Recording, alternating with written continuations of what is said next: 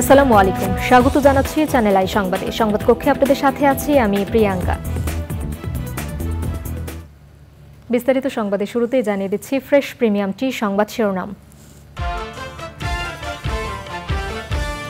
তীব্র তাপদাহে পড়ছে সারা দেশ। প্রাথমিক স্কুলে অ্যাসেম্বলি বন্ধের নির্দেশ দিয়েছে প্রাথমিক ও গণশিক্ষা মন্ত্রণালয়।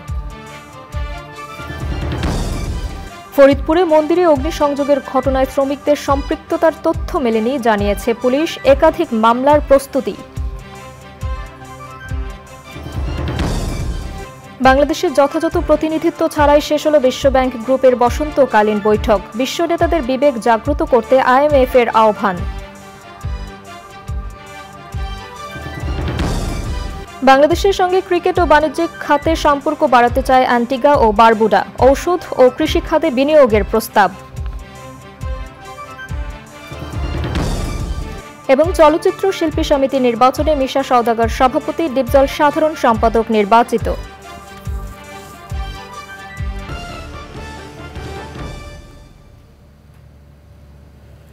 সংবাদ শিরোনামগুলো জানাচ্ছিলাম। এখনকার সংবাদ আয়োজন একই সঙ্গে চ্যানেল আইয়ের ইউটিউব চ্যানেলে এবং চ্যানেল আইয়ের OTT প্ল্যাটফর্ম আই স্ক্রিনে লাইভ স্ট্রিম হচ্ছে। যাচ্ছে বিস্তারিত সংবাদে। সারা দেশে তাপমাত্রা আরও বৃদ্ধির আশঙ্কায় সতর্কতা জারি করেছে আবহাওয়া অধিদপ্তর। শুক্রবার দেশের সর্বোচ্চ তাপমাত্রা ছিল চুয়াডাঙ্গায় 41.5 ডিগ্রি সেলসিয়াস। বর্তমানে দেশে চলমান তীব্র মাত্রার তাপপ্রবাহ পরিস্থিতিতে উত্তপ্ত অঞ্চল হিসেবে খুলনা বিভাগের সবগুলো জেলা এবং রাজশাহী ও পাবনা অঞ্চলকে চিহ্নিত করা হয়েছে। তাপপ্রবাহের কারণে প্রাথমিক বিদ্যালয়ে অ্যাসেম্বলি না করার নির্দেশ দিয়েছে প্রাথমিক ও গণশিক্ষা মন্ত্রণালয়। প্রতিনিধিদের পাঠানো তথ্য ও ভিডিও চিত্রে সাদিয়া ওমরের রিপোর্ট। তীব্র তাপপ্রবাহে পড়ছে সারা দেশ।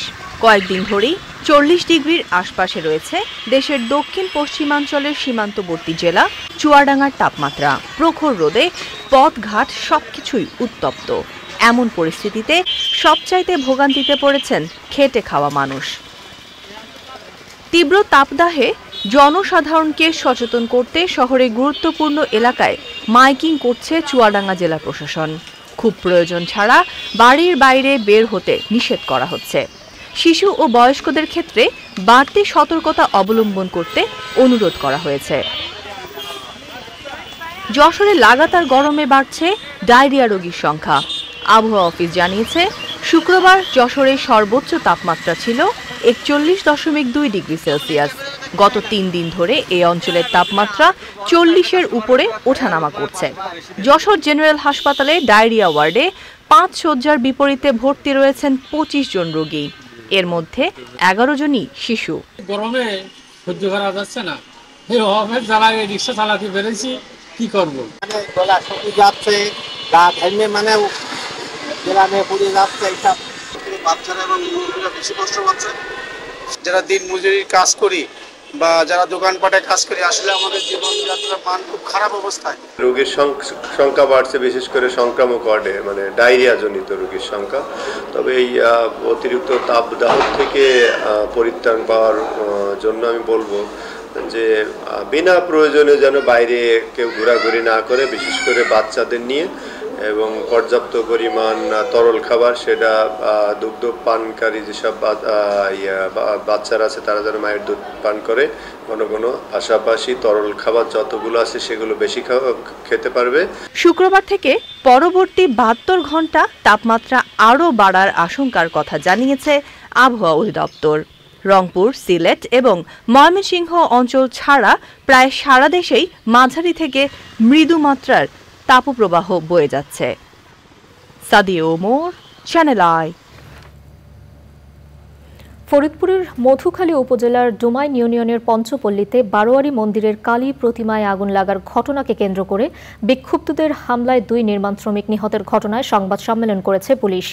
সংবাদ সম্মেলনে পুলিশ সুপার মোহাম্মদ মোর্শেদ আলম জানান, মন্দিরে আগুন দেওয়ার ঘটনায় নির্মাণ শ্রমিকদের সম্পৃক্ততার বিষয়ে স্পষ্ট কোনো তথ্য পাওয়া যায়নি। তিনি বলেন, আগুন যেভাবেই লাগুক না কেন তা তদন্তে বেরিয়ে আসবে।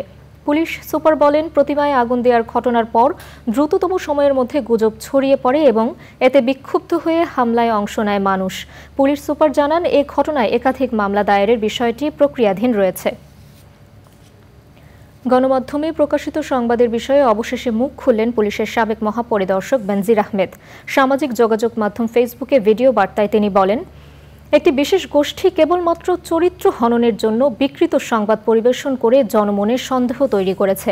পূর্বাচলে 10 কাঠা জমি, মগবাজারে ফ্ল্যাট, রূপগঞ্জে 2 বিঘার প্লট, লামেরিডিয়ান ও বেস্ট হোল্ডিংসে শেয়ার থাকার তথ্যকে মিথ্যাচার বলে দাবি করেন বেনজির আহমেদ।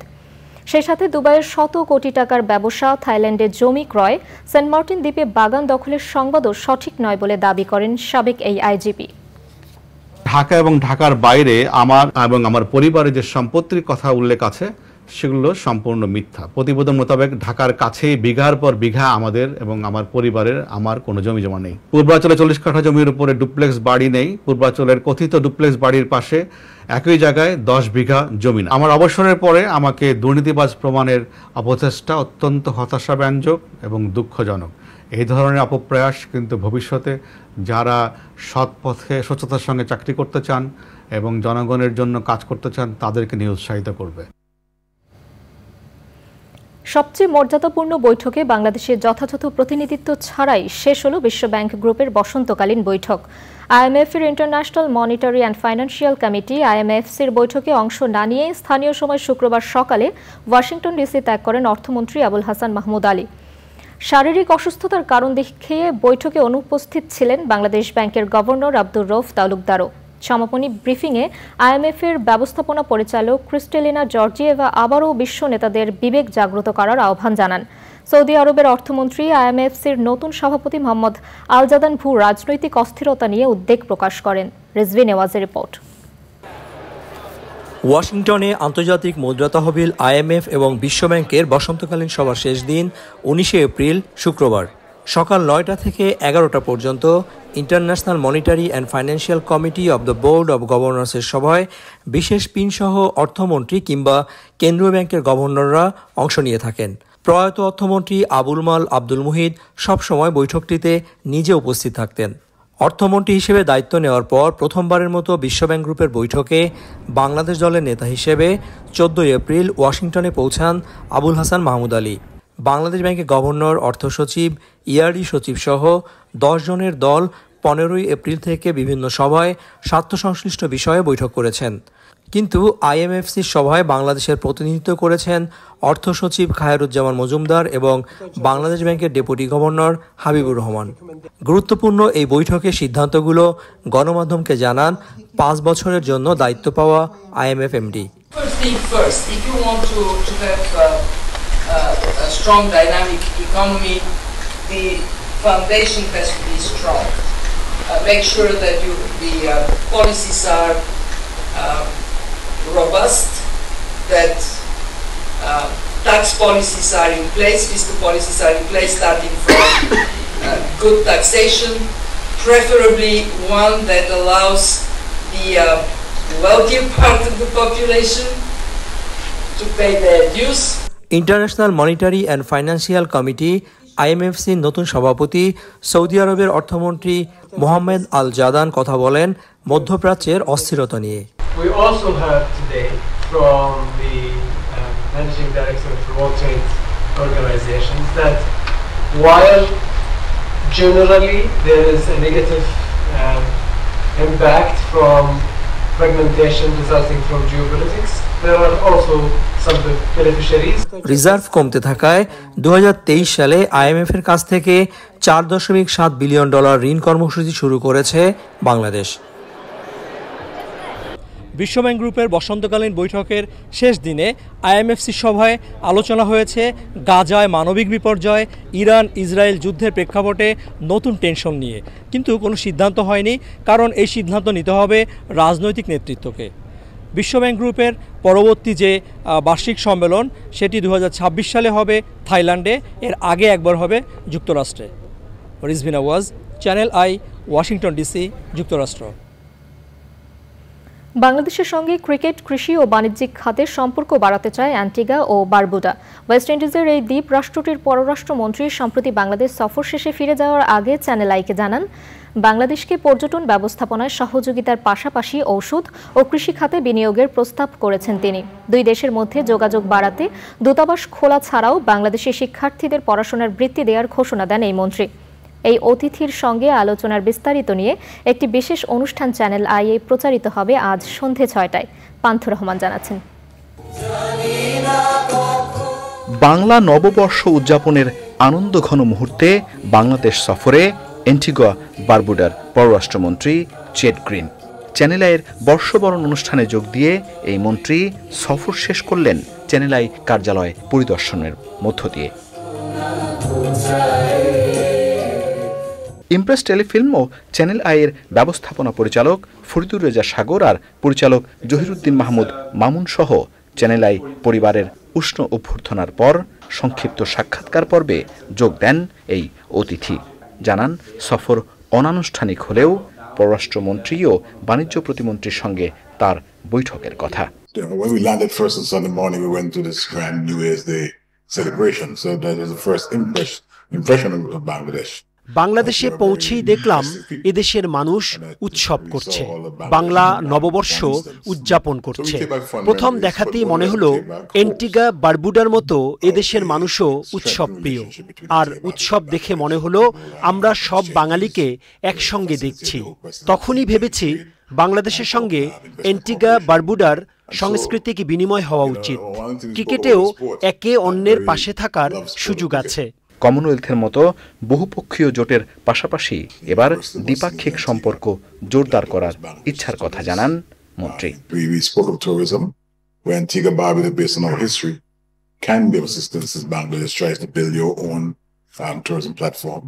বাংলাদেশের পররাষ্ট্রমন্ত্রী ও বাণিজ্য প্রতিমন্ত্রীর সঙ্গে বৈঠকে বেশ কিছু পরিকল্পনা নিয়ে কথা হয়েছে। এর মধ্যে পর্যটন ব্যবস্থাপনা, কৃষি, ওষুধ খাতে বিনিয়োগের সম্ভাবনা নিয়ে আলোচনা করেছি। আমাদের দেশে বাংলাদেশি বিনিয়োগকারীদের আহ্বান জানিয়েছি। আবার বাংলাদেশি শিক্ষার্থীদের জন্য আমরা হসপিটালিটি শিক্ষায় বৃত্তি ঘোষণা দিয়েছি। আশা করছি দুই দেশের সম্পর্ক বিস্তৃত হবে। সমুদ্রের নৈসর্গিক সৌন্দর্যের এই ক্যারিবিয়ান রাষ্ট্রটির পররাষ্ট্রমন্ত্রী চ্যানেল আই সহ বাংলাদেশের মানুষের আতিথেয়তার প্রশংসা করেন। পান্থ রহমান, চ্যানেল আই, ঢাকা। বাংলাদেশের জাতীয় পতাকার অন্যতম নকশাকার বীর মুক্তিযোদ্ধা শিব নারায়ণ দাসের প্রতি শ্রদ্ধা জানিয়েছেন সব স্তরের মানুষ। বিশিষ্টজনেরা বলেছেন, মুক্তিযুদ্ধ থেকে দেশের বিভিন্ন আন্দোলন সংগ্রামে তিনি অগ্রণী ভূমিকা পালন করেছেন। অন্যায় ও দুর্নীতির সঙ্গে আপোষহীন গুণী এই ব্যক্তির আদর্শ তরুণ প্রজন্ম অনুসরণ করবে আশা শ্রদ্ধা জানাতে আসা মানুষদের। শিবনারায়ণ দাসের ইচ্ছা অনুযায়ী তার চোখ সন্ধানীতে এবং শরীর বঙ্গবন্ধু শেখ মুজিব মেডিকেল বিশ্ববিদ্যালয়ে দান করা হয়েছে। শাকির আদনানের রিপোর্ট। বারডেমের হিমগড় থেকে জাতীয় পতাকার অন্যতম নকশাকার বীর মুক্তিযোদ্ধা শিব নারায়ণ দাসের মরদেহ সর্বসাধারণের শ্রদ্ধা নিবেদনের জন্য শনিবার সকালে নেওয়া হয় কেন্দ্রীয় শহীদ মিনারে।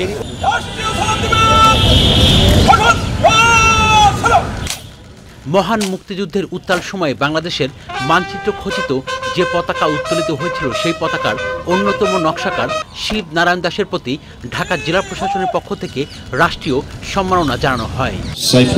শ্রদ্ধা জানায় আওয়ামী লীগ, জাসদ, বাসদ সহ বিভিন্ন রাজনৈতিক দল ও সামাজিক সাংস্কৃতিক সংগঠন। তিনি সক্রিয় রাজনীতিতে ছিলেন। কুমিল্লাতে তিনি ছাত্রলীগের সাথে ঘনিষ্ঠভাবে জড়িত ছিলেন। আমি বলবো বিভিন্ন আন্দোলন সংগ্রাম এবং সর্বোপরি মুক্তিযুদ্ধ সংগঠনেও ভূমিকা রেখেছেন ছাত্র হিসাবে। জীবনের ঝুঁকি নিয়ে, সমস্ত শাস্তির ঝুঁকি নিয়ে শিবনারায়ণ দাস আমাদের শ্রদ্ধেয় শিবুদা যে কাজ করেছিলেন তার জন্য আমরা তাকে অভিবাদন জানাই এবং তিনি আমাদের মুক্তিযুদ্ধের ইতিহাসে চিরস্মরণীয় হয়ে থাকবেন। 1962 সালে যে নিউক্লিয়াস তৈরি হয়েছিল সেই নিউক্লিয়াসের মধ্য দিয়েই সারা দেশে সেই বিপ্লবী ছাত্রছাত্রীদেরকে ঐক্যবদ্ধ করা হয়েছিল, জনগণকে ঐক্যবদ্ধ করা হয়েছিল। সেই লড়াই সংগ্রামের সঙ্গে তিনি ওতপ্রোতভাবে জড়িত ছিলেন। সকলের ভাগ্যে এই সম্মান জোটে না। আপনি হাজার হাজার কোটি টাকার মালিক হতে পারেন, আপনি বহু ক্ষমতাধর ব্যক্তি হতে পারেন, কিন্তু এখানে সম্মান পাওয়ার যোগ্যতা আপনার নাও হতে পারে। প্রচার বিমুখ গুণী এই মানুষটির আদর্শ তরুণ প্রজন্মের জন্য পাথেয় হয়ে থাকবে বলে মনে করেন পরিবারের সদস্যরা। দেশের জন্য আপনি কোনো কাজ করবেন সেখানে তো আপনার ক্রেডিট নেওয়ার কিছু নেই, তো অভিমানী বলে কিছু নেই। আমার বাবা কোনো সময় অভিমানী ছিলেন না। আমার বাবা একজন, হ্যাঁ আপনি বলতে পারেন যে না, উনি প্রচার বিমুখ ছিলেন। উনি প্রচারে প্রসার একটা কথা যে আছে, এই কথাটাতে উনি বিশ্বাস করতেন না। চলে গেল, দেহটাও দান করে গেল, চক্ষু দান করে গেছে। বলছে আমারে কুসংস্কারে ফেলে দিও না, আমাকে চক্ষু দান করে যাও, দিয়ে দিও। আমি মরে গেলে যেন আমার দেহটাকে নিয়ে কোনো কিছু না করে তাকে দান করে দিও। আমি সেইভাবেই কত কাজ করেছি। শুক্রবার সকালে বঙ্গবন্ধু শেখ মুজিব মেডিকেল বিশ্ববিদ্যালয় হাসপাতালে বীর মুক্তিযোদ্ধা শিবনারায়ণ দাস শেষ নিঃশ্বাস ত্যাগ করেন। কেন্দ্রীয় শহীদ মিনারে শ্রদ্ধা নিবেদন শেষে আরেক দফা শ্রদ্ধা নিবেদনের জন্য তার মরদেহ নিয়ে যাওয়া হয় কুমিল্লার টাউন হলে। Shakir Adnan, channel I, Dhaka. বাংলাদেশ চলচ্চিত্র শিল্পী সমিতির নির্বাচনে সভাপতি নির্বাচিত হয়েছেন মিশা সওদাগর, সাধারণ সম্পাদক হয়েছেন মনোয়ার হোসেন ডিপজল। ২১টি পদের মধ্যে মাহমুদ কলি নিপুণ প্যানেল জয়ী হয়েছে মাত্র ৩টি পদে। আল মুকসিদ জানাচ্ছেন বিস্তারিত। ঠিক যেন সিনেমার মতোই খলনায়কের কাছে নায়িকার পরাজয়। চলচ্চিত্র শিল্পী সমিতির নির্বাচনে যে সাধারণ সম্পাদক পদ নিয়ে এত শোরগোল, সেই পদে দ্বিতীয়বারের মতো বসতে পারলেন না চিত্রনায়িকা নিপুণ। শেষ পর্যন্ত জয়ের হাসি হাসলেন মনোয়ার হোসেন ডিপজল।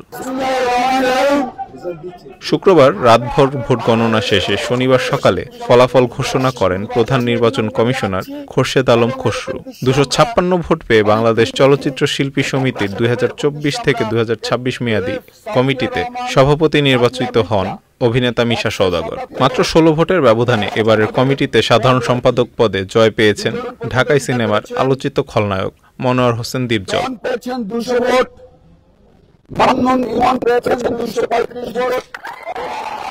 মিশা ডিপজল প্যানেল 18টি পদে জয়ী হয়েছে। এর মধ্যে সহসভাপতি হয়েছেন চিত্রনায়ক রুবেল ও ডিএ তায়েব। সাংগঠনিক সম্পাদক হয়েছেন জয় চৌধুরী। মাহমুদ কলি ও নিপুণ প্যানেলে 3টি পদে জয় পেয়েছেন। আল মুকসিদ, চ্যানেল আই, ঢাকা। দর্শক, এবারে বিরতি, এবং বিরতির পর যা থাকছে: টি-20 বিশ্বকাপ ও জিম্বাবুয়ে সিরিজ সামনে রেখে জাতীয় দলের বিবেচনায় থাকা ক্রিকেটারদের ফিটনেস টেস্ট অংশ নিয়েছেন 35 জন।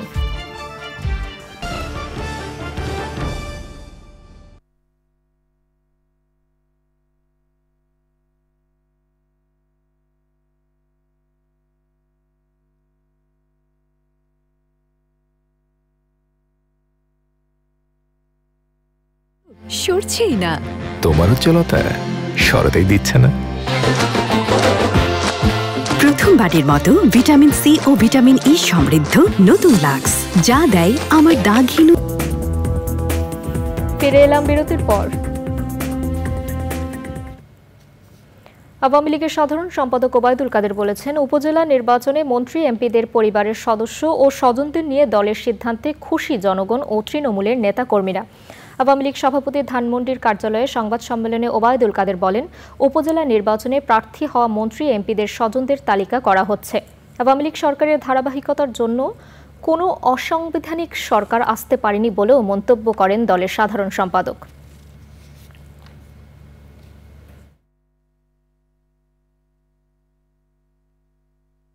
নিকটজনেরা, এমপি মন্ত্রীদের স্বজনরা, তারা নির্বাচন থেকে যারা করছে তারা সরে দাঁড়াতে, এবং যারা ভবিষ্যতে করতে চায় তাদেরকেও এই নির্বাচনীয় প্রক্রিয়া থেকে দূরে থাকতে বলা হয়েছে। আওয়ামী লীগের এই সিদ্ধান্ত তৃণমূল পর্যন্ত মানুষ কিন্তু খুশি হয়েছে। তার কারণ হচ্ছে আমি এমপি, আমি মন্ত্রী, আবার আমার ভাই, আবার আমার আরেক ভাই, ছেলে, শ্যালক, এরাও পদ নিয়ে যাবে সব। তো তাহলে তৃণমূলের কর্মীরা কি? গত বছরের ধারাবাহিকতায় এবারও অনুষ্ঠিত হচ্ছে world record store day. Daily star art গ্যালারিতে দিনব্যাপী ভাইনাইল রেকর্ড প্রদর্শনীর আয়োজন করে বাংলাদেশ অডিওফাইল সোসাইটি। ক্লাসিক ঘরানার অ্যান্টিক সব ভাইনাইল রেকর্ড দেখে মুগ্ধ সঙ্গীত অনুরাগীরা। আরও জানাচ্ছেন লায়লা নওশিন।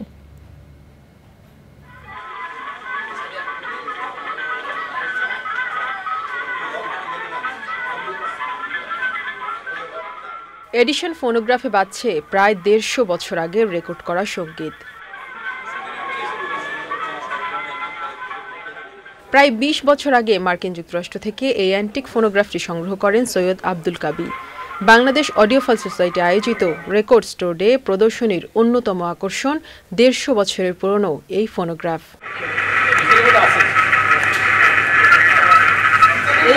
ভাইনাল রেকর্ডের সাথে সঙ্গীত পিপাসুদের পরিচিত করতে ২০২৩ সাল থেকে এই প্রদর্শনীর আয়োজন করে আসছে সংগঠনটি। এবারের আয়োজনেও ভিড় করেন রেকর্ড সংগ্রাহক ও সঙ্গীত অনুরাগীরা। ১০০ বছরের আছে, ১০০ বছরের আগের, ১১০ বছরের আগেও আছে। এই যে এটা তো ১০০ বছরের। আমি 89 থেকে সংগ্রহ করি, তখন থেকে অদ্যাবধি সংগ্রহ করে যাচ্ছি এবং প্রতি মাসেই আমি চেষ্টা করি কিছু কিছু রেকর্ড কিনতে। ১৭,০০০-এর মতো রেকর্ড আছে ইপিএলপি মিলায়। আমরা যারা অনেক আগে থেকে গান শুনি, রেকর্ড প্লেয়ার থেকে আমাদের গান শুনে স্টার্ট। ইভেন আমরা যখন রেকর্ড প্লেয়ার থেকে ক্যাসেটে গান রেকর্ডিং করতাম আমাদের চাইল্ডহুডে, যখন আমরা স্কুলে পড়তাম, সেটার একটা স্মৃতি থেকে টান দিয়ে আমরা এখানে এসেছি। প্রদর্শনের উদ্বোধনী আয়োজনে বাংলাদেশের সঙ্গীতের বিবর্তন ও বর্তমান সঙ্গীতের মান নিয়ে আলোচনা করেন বিশিষ্ট সঙ্গীত শিল্পী ও আয়োজকরা। এই রেকর্ডগুলো কিন্তু আমি থাকবো না, আপনারাও থাকবেন না, কেউ থাকবেন না, কিন্তু এটা কেউ না কেউ প্রজন্মের কাছে এটা যখন তুলে ধরবেন তখন তারা বুঝবে যে হ্যাঁ আমাদের ওই সময়কার এই আর্টিস্টদের রেকর্ড ছিল, তারাও তখন এটাকে সংরক্ষণ করবার জন্য উদ্বুদ্ধ হবে। আমি ব্যক্তিগতভাবে কয়েকজন শিল্পীকে জানি তারা খুব ভালো শিল্পী ছিল। তারা they went to Canada or went to America or Australia, এই 3টে জায়গায় চলে গেছে। তারা দেখছে যে ভাই গান গায়ে আমি ঢাকায় যেটুকু কামাই করছি এটা দিয়ে আমি বাইরে গিয়ে সেট করি। এই মানসিকতা নিয়ে জীবনে কোনোদিন ভালো শিল্পী হওয়া। অবশ্যই ভালো শিল্পী আছে, কিন্তু সেই শিল্পীগুলিকে লালন করার পালন করার দায়িত্ব কিন্তু একজনকে নিতে হবে। চ্যানেল ভিত্তিক শিল্পী হচ্ছেন আজকাল, তারা বিভিন্ন যার নির্দিষ্ট চ্যানেলের মধ্যে তারা গান করেন, তারা আপনার সার্বজনীন শিল্পী হয়ে উঠছেন না এবং তারা খুব দ্রুত অর্থবিত্ত সমাজের প্রতিপত্তি এই জিনিসগুলি পেতে চান। ফলে তাদের যে কি বলে যে কমিটমেন্ট, সেই জিনিসটার ঘাটতি থেকে যায়। 100 বছরের পুরনো ও ক্লাসিক সব রেকর্ডের এমন প্রদর্শনী তরুণ প্রজন্মের কাছে সঙ্গীতের বিবর্তনের ধারাকে তুলে ধরবে বলে মনে করেন আয়োজকরা। Laila Nowshin, channel I, Dhaka. ইরানের ভূখণ্ডে ইসরায়েলের চালানো হামলায় কোনোভাবেই জড়িত নয় বলে দাবি করেছে যুক্তরাষ্ট্র। ইতালির ক্যাপ্রিতে G7 পররাষ্ট্র মন্ত্রীদের বৈঠকের পর মার্কিন পররাষ্ট্রমন্ত্রী অ্যান্টনি ব্লিংকেন জানান, হামলার কিছুক্ষণ আগে ইসরায়েলের পরিকল্পনা সম্পর্কে ওয়াশিংটনকে অবহিত করা হয়েছিল। এ কথার কোনো সত্যতা নেই। ইরান ও ইসরায়েলকে শান্ত থাকার আহ্বানও জানান মার্কিন পররাষ্ট্রমন্ত্রী। ক্যাপ্রিতে G7 মন্ত্রী পর্যায়ের বৈঠকে ইতালির পররাষ্ট্রমন্ত্রী অ্যান্তোনিও তাজানি অবশ্য জানিয়েছেন, ইসরায়েল শেষ মুহূর্তে যুক্তরাষ্ট্রকে হামলার বিষয়ে অবহিত করেছে। জাতিসংঘের মহাসচিব অ্যান্তোনিও গুতেরেস বলেছেন, মধ্যপ্রাচ্যে প্রতিশোধের বিপজ্জনক চক্র বন্ধ করার এখনই উপযুক্ত সময়। এবারে নিটোল টাটা কৃষি সংবাদ।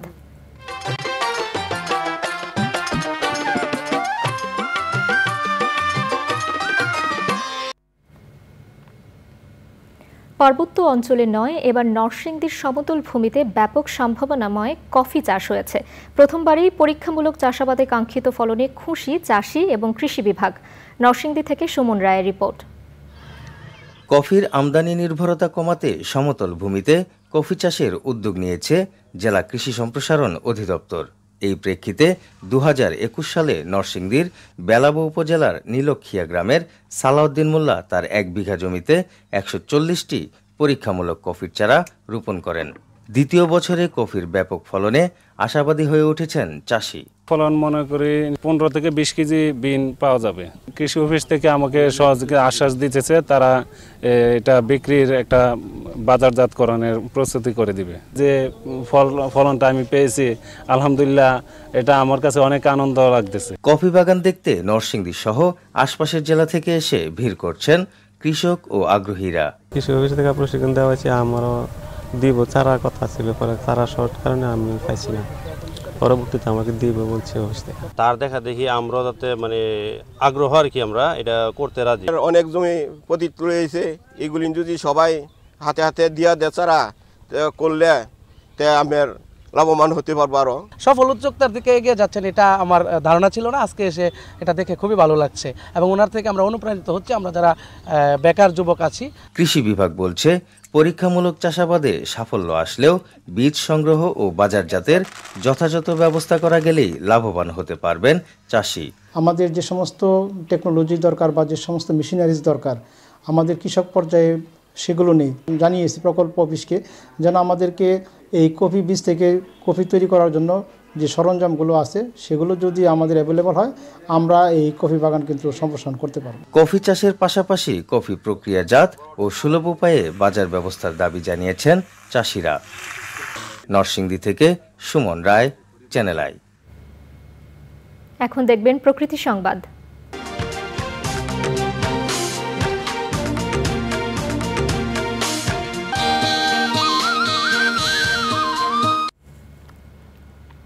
ময়লা আবর্জনার ছড়াছড়ি বগুড়া শহরের বিভিন্ন সড়ক। শহরের সেউজগাড়ি, শেরপুর রোড ও স্টেশন রোড যেন ময়লার ভাগাড়। এতে চরম দুর্ভোগ পোহাতে হয় পথচারী ও স্থানীয়দের, হুমকিতে জনস্বাস্থ্য ও পরিবেশ। অপর্যাপ্ত জনবল এবং অর্থের কারণে বর্জ্য ব্যবস্থাপনায় ধীর গতির কথা জানালেন স্থানীয় পৌর মেয়র। রৌফ জালালের পাঠানো তথ্য ভিডিও চিত্রে আফরোজা হাসির রিপোর্ট। গৃহস্থালী এবং ব্যবসা প্রতিষ্ঠানের ময়লা আবর্জনা সংগ্রহ করেন পরিচ্ছন্নতা কর্মীরা। এসব বর্জ্য রাখা হয় সেউজগাড়ি এলাকা, স্টেশন রোড এবং শেরপুর রোডের নির্ধারিত ডাস্টবিনে। তবে এসব ময়লা আবর্জনা প্রতিদিন না সরানোয় ভরে গেছে সেকেন্ডারি ডাম্পিং স্টেশন। ফলে আশপাশের সড়কেও ফেলা হচ্ছে বর্জ্য। আমাদের এখানে ময়লা ফেলানোর একটাই উদ্দেশ্য, আমাদের জায়গা কম, এই জন্য আমরা রাস্তার উপর ময়লাটা ফেলাই। এখানকার মাল ডেলি ওঠে না, 2-1 দিন পর পর এরা মালটা তুলে নিয়ে যায়, এই জন্য আমাদের এখানে ডাস্টবিনের অসুবিধা। এসব সড়কে চলাচলে ভোগান্তিতে পড়েন পথচারী এবং স্থানীয়রা। বন্দর ঠেলায় আমাদের জীবন মনে করেন অসুখ বিসুখ লাগেই আছে। ময়লা আবর্জনা, পরিবেশ ক্ষতি, সবকিছুর ক্ষতি আছে, আমাদের যাতায়াত অনেক বিঘ্ন করতে আছে। আমরা চাই যাতে এই ময়লা বাগাটা এই জায়গা থেকে অন্যত্র সরিয়ে নেওয়ার জন্য। মানানসই না, আর সাধারণ মানুষ অসুস্থ হয় এই অবস্থায় থাকলে। এই পাশে ডাস্টবিন থাকতেও মনে করেন, এই পাশে মনে করেন রাস্তার এই পাশেও ফালায় ময়লা। দুই পাশে যদি ময়লা ফালায় তাহলে মানুষজন কিভাবে যাওয়া আসা করবে? নিঃশ্বাস নেওয়া যায় না, বমি হয়, এমন হয় যে বমি হয়ে যায় আমাদের। ময়লা আবর্জনার দুর্গন্ধ বাতাসে ছড়িয়ে পড়ায় জনস্বাস্থ্যের জন্য হুমকি বলছে পরিবেশ অধিদপ্তর। বগুড়া পৌরসভার বিভিন্ন জায়গায় ময়লা আবর্জনা পড়ে আছে, আমরা নিজেরাও দেখেছি, এবং এই ময়লা আবর্জনা বিভিন্ন জায়গায় পড়ে থাকার ফলে জনস্বাস্থ্যের জন্য এটা একটা হুমকি। মেয়র মহোদয়কে চিঠি দিয়েছি, পৌরসভার সাথে যোগাযোগ রক্ষা করে চলেছি, আশা করি শীঘ্রই এর সমাধান হবে। প্রতিদিন বর্জ্য না সরানোর অভিযোগ অস্বীকার করলেও বর্জ্য ব্যবস্থাপনায় সীমাবদ্ধতার কথা জানালেন বগুড়া পৌরসভার মেয়র। আমরা প্রতিদিনই বর্জ্য পরিষ্কার করে থাকি এবং আমাদের নিজস্ব কোনো গাড়ি নেই, মাত্র 2টো গাড়ি। আমরা প্রায় 18-19টি গাড়ি ভাড়া করেছি। প্রতিদিন তারা 4 ট্রিপ করে বর্জ্য ফেলে। এই অর্থ দিয়ে, এই জনসমর্থন দিয়ে, এই জনবল দিয়ে আমাদের এটি করা সম্ভব নয়। এবং ইতিমধ্যে আমাদের একটি এনজিও সংস্থার সাথে আলোচনা হয়েছে যে ডাস্টবিনগুলোকে আধুনিক উপায় কীভাবে আমরা একটা হাইজেনিক অবস্থায় রাখতে পারি। পরিবেশ দূষণ ও জনস্বাস্থ্য রক্ষায় বর্জ্য ব্যবস্থাপনা আধুনিক করার দাবি স্থানীয়। প্রকৃতি ও জীবন ডেস্ক, চ্যানেল আই। এবারে খেলার খবর।